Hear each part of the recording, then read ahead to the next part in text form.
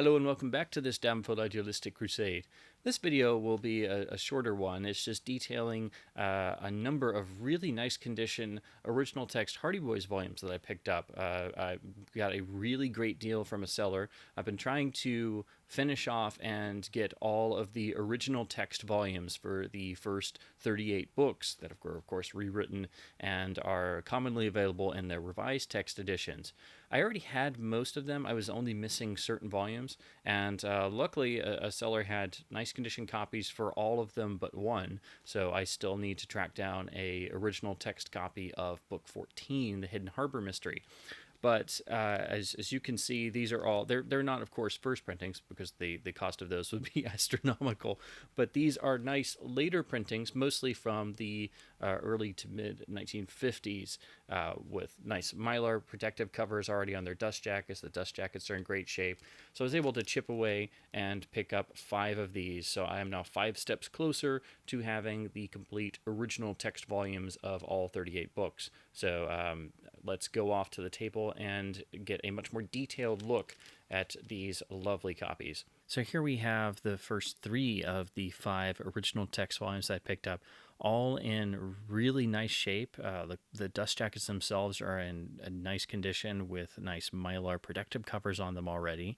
A little bit of wear on the edges, as is typical, but definitely among the better conditioned dust jackets that I have for my own collection. Of course, these all feature by the time they were printed, these are all the second cover arts for these particular volumes. Of course, these are volume 11, 12, and 13 of the original Hardy Boys canon. So to show you up close, here's While the Clock Ticked. And of course, this art would be later reworked for the most famous cover art and the one that lasted the longest, which of course was the Rudy Nappy art on the revised text. Show you the spine. Again, the finding copies where the actual spine is in good shape along with the front and the back, it's really insanely difficult. So finding these particular copies was a really nice find, because I was trying to complete my missing original text volumes in one fell swoop. And then on the rear, as typical, they would be advertising whichever new series or alternative series that the Straightmire Syndicate was really pushing at that time. This time it is the Lone Ranger books of Western Books for Children. Then opening, you have the classic orange Greta in papers, which is usually, of course, a good indicator that the volume you're looking at, will have the original text of the first books in the series. And then the dust jacket title flap, which is the best indication for how old the particular volume you're looking at. You look and go down to the last volume listed, and then you think about the date that book was produced, and then think that this book is within 6 months to a year, or just slightly before that book came out. So, of course, this volume lists to The Secret of Pirates Hill, the original text of which was printed in 1956. So this means this particular copy is probably from about late 1955, early 1956. Of course, go ahead and show you the title page and front style illustration. Of course, this being an original text means you don't get the illustrations that you get throughout the book from the revised text. Then moving on to Footprints Under the Window, again, the second art for this particular book. Show you the spine.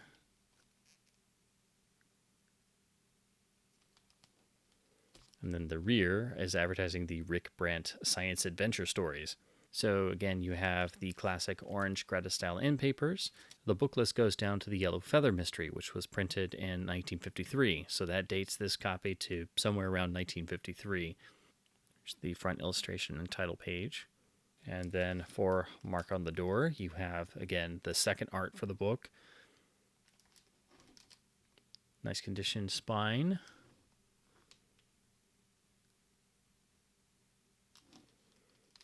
Then the rear is advertising the Tom Swift Jr. adventure stories.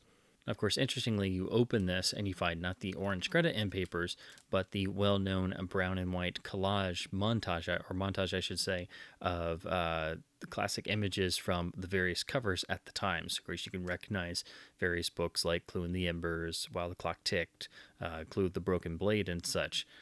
This indicates, it's getting into the late 50s, early 1960s of printings. And of course, going by the book list here, the last book listed is, of course, Mystery of the Chinese Junk, which was published in 1960. So that dates this book to somewhere around 1960. Now, here is the title page, but as you can see, interestingly, this copy doesn't have the original illustration, which is strange. I don't know particularly why, but I did a little digging around, and apparently the front piece art was removed sometime in the late 1940s. This did happen on a couple books. Again, I'm not exactly for certain why, but it's just one of the many variations you're going to stumble across when you start collecting the Hardy Boys actively. So here we have the last two of the five. These are, of course, the original texts of Book 17 and Book 24. This means I'm now only one volume shy of having every single book in its original text form, at least one particular copy of it, not a particular complete set per se, but I was just looking to have a good condition copy of every original text volume that I was missing. So now I just have to find a really nice shape Book 14, The Hidden Harbor Mystery, which is one of the most difficult to find because it was one of the first books to actually be completely rewritten as a revised text, and it was pulled much more quickly than some of the other volumes in terms of the original text not being reprinted as often as some of the other volumes. Now, another reason why I pulled these two to show separately, not just because I could not fit all five books on camera at once in nice detail, these books are actually wartime printings, which is something I generally try to avoid. But it was such a nice deal from the sale from the original sellers, all part of the original same collection, that I couldn't pass them up because again they're in some of the best shape I've seen for wartime copies. Now, what do I mean by saying wartime copies? Well, during World War II, there were a lot of shortages and a lot of rationing, and that extended to the world of books as well. So you'll notice that if you look at certain Hardy Boys printings from around this time period, the paper stock is rougher. They used a cheaper paper type. They're definitely a bit pulpier, and that means the actual paper itself is much more prone to turn brown and age more quickly, and the pages become brittle. So when you're looking in antique shops, you'll notice the wartime volumes kind of stick out because the actual bindings are darker. They start to, again, deteriorate and age much more quickly. If you look at the actual pages, they are, of course, much browner. A lot of collectors try to avoid wartime editions. Some people like to collect them.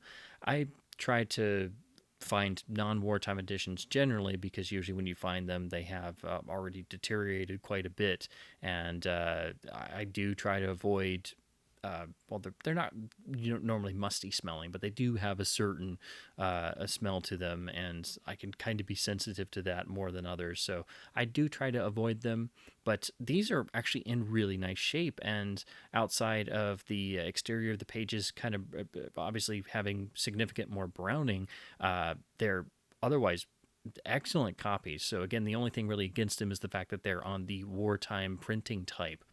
So the covers themselves, the dust jackets, are the same art, but they already had updated to the yellow or yellow-orange in Secret Warning's case wraparound spine design. So show you up close.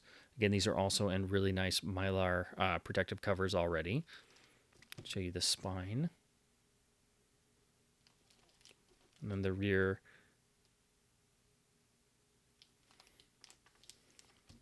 So you can see here already on the spine that you can see that significant brown edge. Let me just show you a normal copy for comparison's sake. So here next to it is the three I just went over, and mark on the door here is at the end, and it is the newest copy from 1960 or so, and you can tell it's the whitest or the brightest of the four.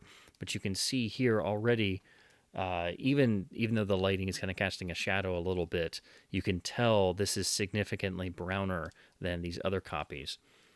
Let me open one to give you an idea.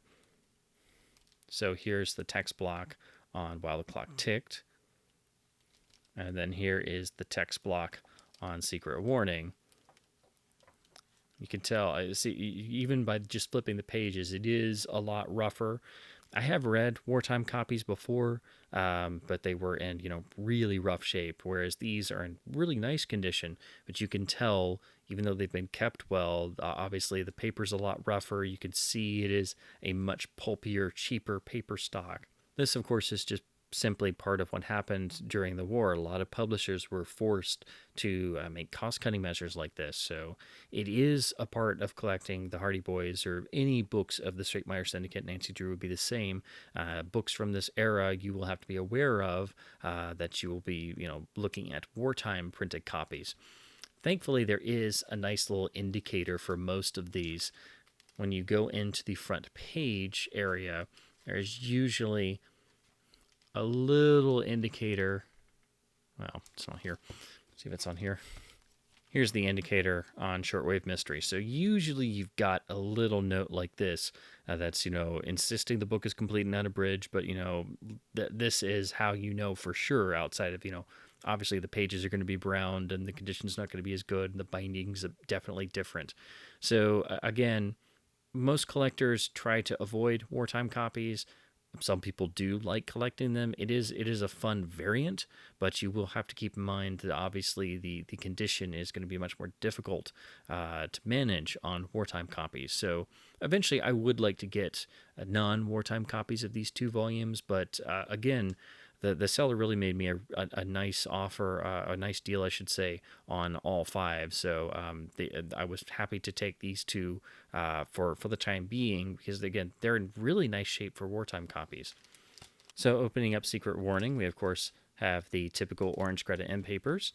And the book listing goes down to The Secret Panel, which was released in 1946. So this is a wartime printing from the tail end of the war in late 1945, early 1946, roughly guessing. Again, unfortunately, this is another of the books that had the frontispiece art removed in the 1940s. So obviously has a blank page.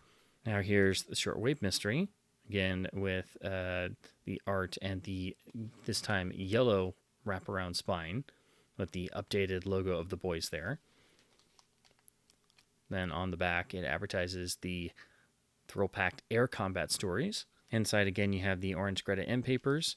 And here, the stories list to The Melted Coins, which was released in 1944. So that's about the time this copy was printed. So this was obviously made during the more active stages of the war, which is probably why this one has the wartime mark on the title page, whereas the later copy of Secret Warning does not. But this one does maintain the art, as I showed a moment ago. And with the art page, you can really tell this is on a cheaper type of paper, because the actual printing of the image has a flatter look. It actually looks quite nice, but you can tell, especially on the one page with art on it, you can tell this is a cheaper paper stock for sure. Again, there is the little disclaimer that this is a wartime edition and has not been altered. It is complete and unabridged. So still using the same printing plates, obviously, but again, just from the title page, instead of it having the nice, clear, white paper stock, it's obviously gone very brown by all this time. So that does it for this particular video. Again, not too terribly long, but I wanted to go over these 5 in detail like I've done all my other Hardy Boys volumes. And these were really in excellent shape. And the other thing that I really appreciated, it was actually all part of the seller who had her father's old Hardy Boys collection and was looking for them to go to a collector or a good home where they would be appreciated. So that just, having that personal connection just adds to the experience. And so I was, of course, thrilled that I got a really great deal on all 5, but that made it even more special. And of course, I did pick up the last 2 volumes of these 5, and they are wartime editions, but they are pretty much the best looking wartime editions I've ever seen. So I can handle the pages being a bit brittle and a bit brown, because usually most wartime copies I've seen are absolutely falling apart. So that was a nice surprise. As soon as somebody said wartime copies, I'm like, oh no. But then they sent me a lot of pictures, and it looked okay.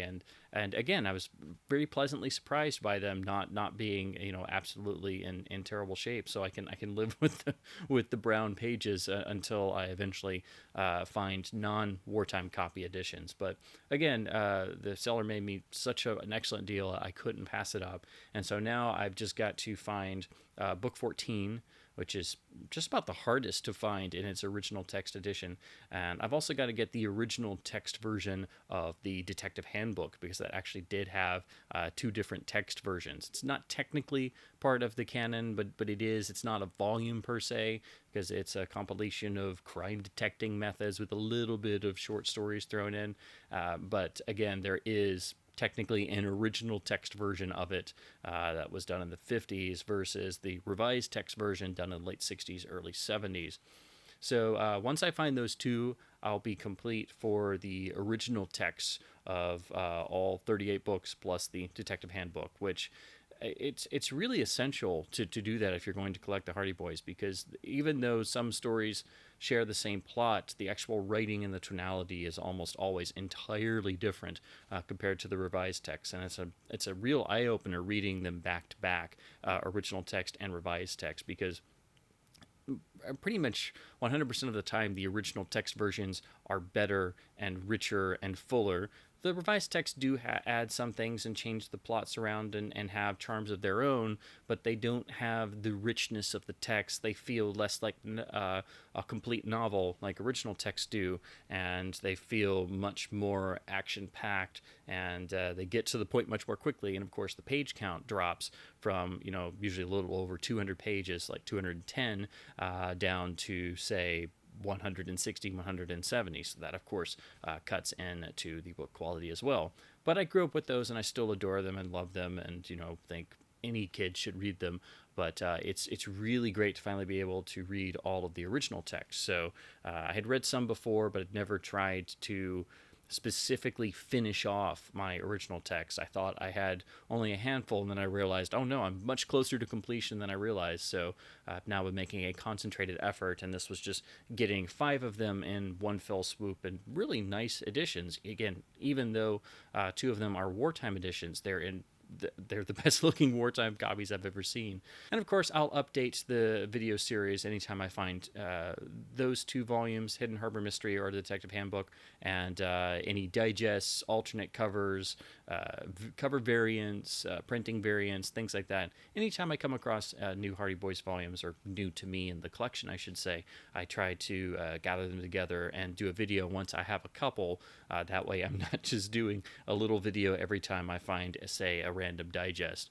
So with that, thank you so very much for watching, and I hope you enjoyed this and found it somewhat informative. If you also happen to be trying to complete your original text run, definitely leave a comment below with your own experiences and success rate, or if you've completed the run as well. It's getting tougher to do because, of course, the books are getting older, and the years since they were last printed in their original text form, that gap is only getting bigger and bigger. So again, over time, it's becoming harder, more difficult, more expensive to attain clean original text copies, particularly with the dust jackets intact. Even these later printings from the 50s with the second and sometimes third cover versions. So with that, again, thank you so very much for watching. Always keep in mind, this emblem leads to adventure.